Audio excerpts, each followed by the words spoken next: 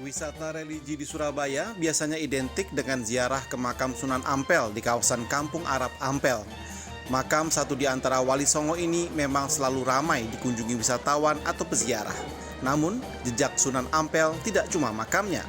Di kawasan Kembang Kuning berdiri Masjid Rahmat yang dulunya adalah langgar yang dibangun dengan tangan oleh Sunan Ampel di tahun 1461. Saat itu, Sunan Ampel masih bernama Raden Rahmat dan belum masif melakukan syiar Islam di Surabaya. Untuk pengembangan Islam memang pusat dakwah dipusatkan di sini oleh Kanjeng Sunan Ampel untuk agar masyarakat sekitar ini mengenal akan Tuhannya dan sebagai pusat kegiatan dakwah mulai dulu sampai sekarang ini masih eksis. Bentuk awal langgar sudah lama hilang dengan adanya ratusan kali renovasi sejak awal tahun 1900-an. Masjid Rahmat sekarang sudah bersalin rupa menjadi masjid megah dengan kapasitas lebih dari 1.500 orang. Meski begitu, disinilah jejak syiar Sunan Ampel berawal. Dari sini juga dia mendapatkan banyak murid yang nantinya akan membantu dia untuk berdakwah. Jadi karena usianya sudah sangat tua ya, lokasi ini diperkirakan sudah ada sejak tahun 1400-an.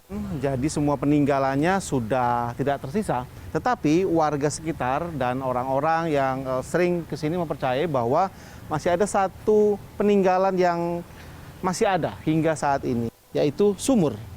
Ya, ini dia sumurnya. Jadi sumur ini dahulu besar di sini. Diperkirakan ini menjadi sumber air bagi saat pertama kali Masjid Rahmat ini masih berbentuk langgar tiban pada 1400-an pada saat mulai dibangun pertama kali oleh Sunan Ampel.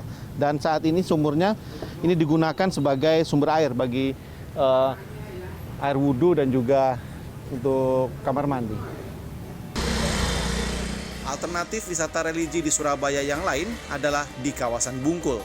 Tersembunyi di balik Taman Kota dan Pujasera, tempat ini berisi makam Mbah Bungkul, seorang bangsawan Majapahit yang memeluk Islam di awal tahun 1500. Menetap di Bungkul, Surabaya, dia menyebarkan Islam sampai ke Gresik.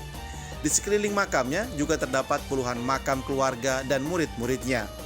Seperti halnya di sebagian makam tokoh Islam masa lampau di Jawa, para peziarah silih berganti datang mengunjungi setiap harinya. Biasanya mereka tadarus dulu sebelum mulai berdoa. Alaikum wa syukuru syamalahi alaiha wa tuqawla innallaha sari'ul hisab. Sadaqallahul azim. Ya, jadi biasanya memang di hari-hari tertentu saja, misalnya seperti haul Sunan Bungkul yang dilakukan pada sekitar bulan Juni, biasanya banyak peziarah yang kemudian datang ke sini. Tetapi secara periodik tiap hari tempat ini memang tidak pernah sepi. Selalu saja ada peziarah yang kemudian meluangkan waktunya 10 menit berdoa di makam Sunan Bungkul, lalu kemudian sholat di musola yang sudah disediakan oleh pihak pengelola. Sering, hampir seminggu 2 kali.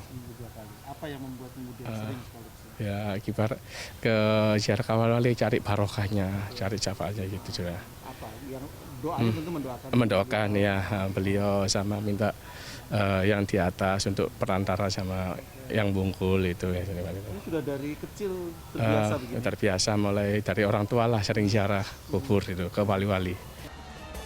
Masuk dalam cagar sejarah, makam Mbah Bungkul ini dikelola oleh pemerintah kota Surabaya. Ada satu juru kunci yang tinggal di area makam, mendapatkan gaji untuk merawat makam dan musola di dalamnya. Rangga Umara, Heru Sudarmanto, Surabaya.